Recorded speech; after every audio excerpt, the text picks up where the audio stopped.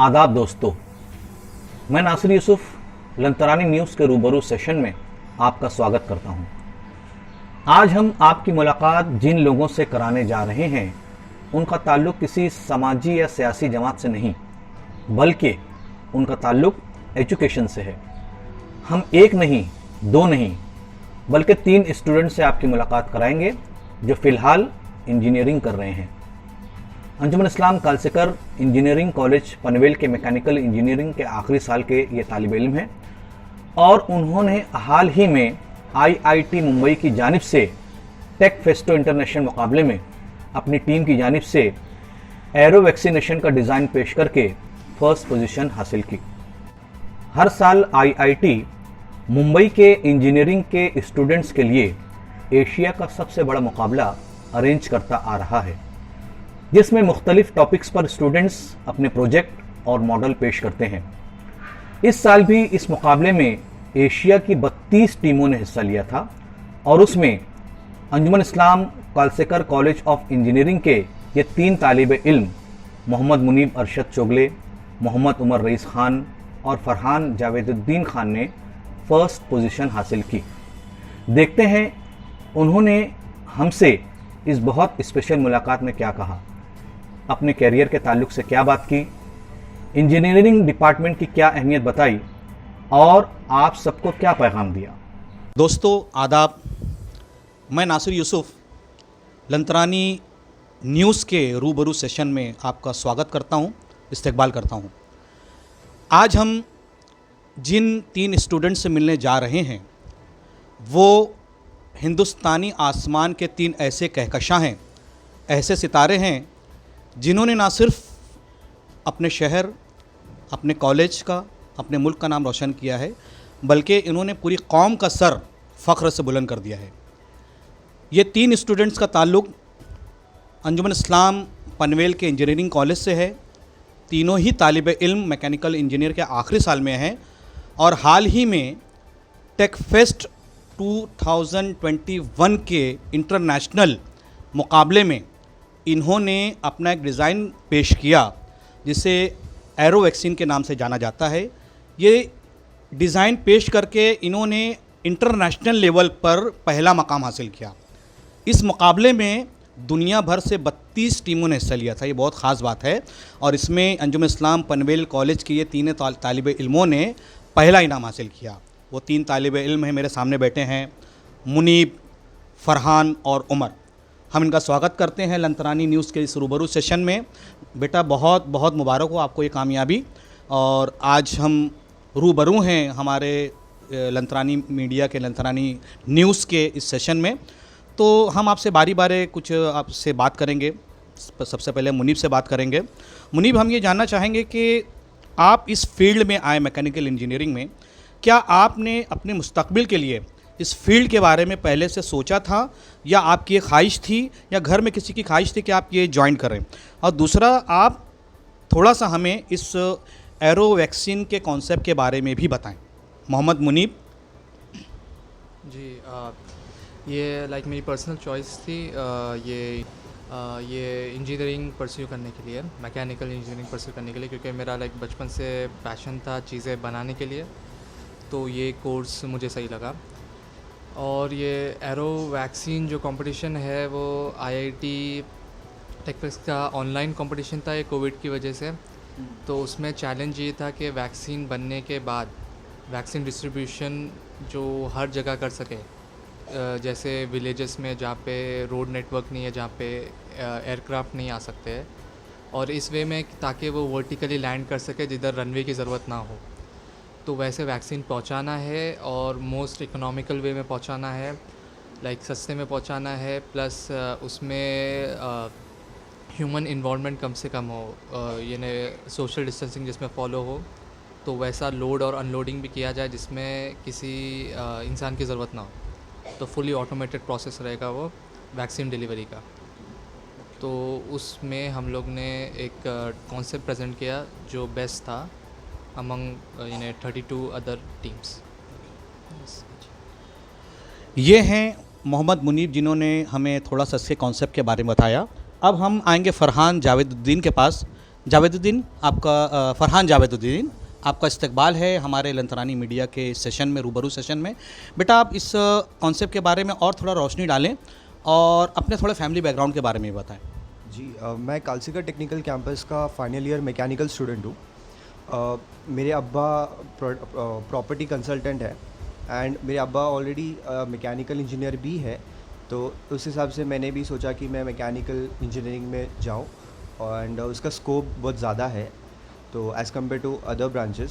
सो मैंने mechanical engineering pursue किया and हम लोग ने एरो वैक्सीन इवेंट में पार्टिसिपेट किया जो IIT बॉम्बे का एक इंटरनेशनल इवेंट है एंड उसमें हम लोग फर्स्ट आए थे एंड हम लोग ने डिज़ाइन किया था एक कंसेप्चुअल स्केच ऑफ ड्रोन जिससे हम 1000 किलो के आसपास वैक्सीन हम लोग ट्रांसपोर्ट कर सकते विलेज एरिया में जहाँ पे कोई एक्सेस ना हो रोडवेज़ का। एंड उसका सबसे पहले स्टार्ट हम लोगों ने इस तरीके से किया कि हम लोगों ने सबसे पहले रिसर्च किया उस पर कि हम बेस्ट कौन सा ड्रोन बना सकते हैं जो मार्केट में ऑलरेडी अवेलेबल है वो, या फिर हम लोग का खुद अलग कुछ नया बनाए। तो हम लोग ने रिसर्च किया बहुत एंड देन फिर हम लोग ने डिसाइड किया कि हम लोग जो मार्केट में अवेलेबल है उसको ही मॉडिफाई करते एंड देन उसको प्रोसीड करते। तो हम लोग ने एक OpenVSP सॉफ्टवेयर है उस पर हम लोग ने डिज़ाइन स्केच किया पहले सबसे बेसिक मॉडल एंड देन हम लोग उसके आगे बढ़े फिर वैसे उस तरीके से। ये थे फरहान जिन्होंने इस कॉन्सेप्ट के बारे में थोड़ा सा और डिटेल में बताया। अब हम जिस बच्चे के पास जा रहे हैं वो माहिर तालीम सरदार खान पठान साहब की फ़ैमिली से ताल्लुक़ रखते हैं। ये उसके भी चश्मो चराग हैं जिनका नाम है मोहम्मद उमर रईस अहमद ख़ान, और एक तालीमी ख़ानदान से ताल्लुक़ रखने वाले आज एक मैकेनिकल इंजीनियर हैं। हम उनसे थोड़ा इस बारे में बात करेंगे कि उन्होंने ये फ़ील्ड क्यों चूज़ की और यहाँ पर वो आकर कितना कामयाब हैं। तो बेटा मोहम्मद उमर, हम आपसे थोड़ा इस कॉन्सेप्ट के बारे में ज़्यादा जानना चाहेंगे और हम चाहेंगे कि एक तालीमी ख़ानदान से ताल्लुक़ रखने वाले, हम ऐसा चाह रहे थे कि आप शायद डॉक्टर बनते, टीचर बनते, इंजीनियरिंग में आने का ख्याल आपको कैसे आया? थोड़ा सा इस पर रोशनी भी डालें। बचपन से वैसे मेरे को कुछ बनाने तोड़ने का शौक़ बहुत था, तो देखा जाएगा तो मैकेनिकल में वही करते, बड़ा बनाते और तोड़ते रहते, तोड़ के फिर वापस बनाते। तो जैसे अब्बा रईस अहमद खान मेरे अब्बा है, वो इलेक्ट्रिकल इंजीनियर है, वो अभी फ़िलहाल MCGM में काम करते। तो उनका ऐसा था कि उन्होंने सजेशन दिया मेरे को कि तू मैकेनिकल लेके देख। फिर तो वैसे मैंने चालू किया, डिप्लोमा किया साबो सिविक पॉलिटेक्निक से। फिर डिग्री मेरे को कालसेगर टेक्निकल कैंपस में किया। अभी फ़िलहाल फाइनल ईयर कालसेगर टेक्निकल कैंपस में हूँ और यहाँ पे ऐसा सीखने को बहुत सारा चीज़ मिलता है। तो हम लोग ने ट्राई किया कि जो प्रोजेक्ट बनाते हैं वो कुछ नया बनाए, तो वैसा बनाने के उसमें फिर हम लोग एरो वैक्सीन कंपटीशन हमारे सामने आया। सो एरो वैक्सीन के अंदर हम लोग सोचे कि जो हमारा अभी का प्रोजेक्ट है वो सिमिलर है एरो वैक्सीन से, तो उसको थोड़ा एक ट्राई देते, चालू करके देखते। तो उसके अंदर हम लोग डिज़ाइन किए, फिर उसको रिसर्च करके फिर डिज़ाइन किया, ऐसा फरहान ने बताया, हम लोग डिज़ाइन किए। और कुछ नया बनाने से अच्छा हमने जो चलता है, जो नॉर्मल एयरक्राफ्ट है, उसमें कुछ अलग बना के लगा देंगे तो वो जल्दी बन जाएगा, उसमें ज़्यादा टाइम नहीं लगेगा। तो हम लोग ने वैसा चूज़ किया कि एक अटैचमेंट बनाते हैं, उसमें डाल देंगे और फिर वो उड़ सकता है अपने हिसाब से। तो वैसा एरो वैक्सीन के अंदर बाकी बहुत सारे अलग अलग कॉन्सेप्ट्स थे, तो उसके अंदर हमारा कॉन्सेप्ट सबसे अच्छा था। तो जजेस को भी क्वेश्चन आंसर सेशन में हम लोग सेटिस्फाई किए और फिर ऐसा फर्स्ट प्राइज़ आया हम लोग को। सो हम लोग जीत गया कंपटीशन। देखिए कितनी खुशी है इस बड़ी इम्तियाज़ी, बहुत बड़ी कामयाबी पर। तो हम थोड़ा सा और बात करेंगे। मैं मुनीब से ये जानना चाहूँगा बेटा कि ये कामयाबी आपके लिए कितनी अहम है और ये कितना मतलब इसकी ज़रूरत है और ये कितनी इम्पोर्टेंट साबित हो सके, कितना काम आएगी आपके आने वाले दूसरे बच्चों के लिए या हमारे शहर के लिए, हमारे इस मुल्क के लिए?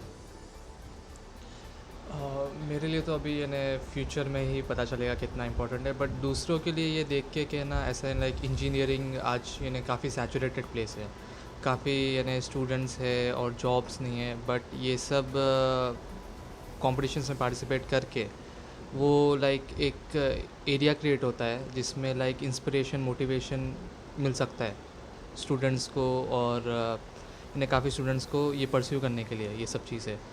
और ऑफ कोर्स इनोवेशन भी होता है इससे, और बस यही।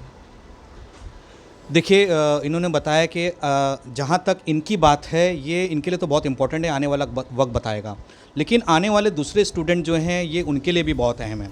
अब मैं फरहान से जानना चाहूँगा बेटा कि आने वाले स्टूडेंट जैसा इन्होंने बताया कि उनके लिए भी अहम हो सकता है। आप एज ए इंजीनियर, आपका ये आखिरी साल है, आप आने वाले जो डिप्लोमा में स्टूडेंट है जो इंजीनियरिंग करना चाहते हैं, मैकेनिकल या जो भी, उनके लिए आप क्या पैगाम देंगे? मैं बोलना चाहूँगा जो मेरे जूनियर्स हैं जो आने वाले हैं उनको ये बोलना चाहूँगा कि अभी पैंडेमिक है, मेन तो पैंडेमिक ही है अभी हर जगह पे, तो इस वजह से बहुत सारे ड्रोन्स की ज़रूरत पड़ने वाली है नियर फ्यूचर में। तो मैं ये बोलना चाहूँगा कि वो आए और सीखे, जितना हो सकता है सीखे, एंड ऐसा एक प्रोजेक्ट क्रिएट करे या ऐसा कुछ चीज़ ड्रोन बनाए जिससे हेल्प हो कि हर जगह पे वो वैक्सीन जल्दी से जल्दी डिलीवर हो सके, एंड ये ट्रैफिक जो है इसमें ना फंसे। तो मैं यही बोलना चाहूँगा कि प्लेटफॉर्म अच्छा है तो इस पे ज़्यादा फोकस करें। उन्होंने स्टूडेंट से क्या कहा इसका आप ध्यान रखिएगा।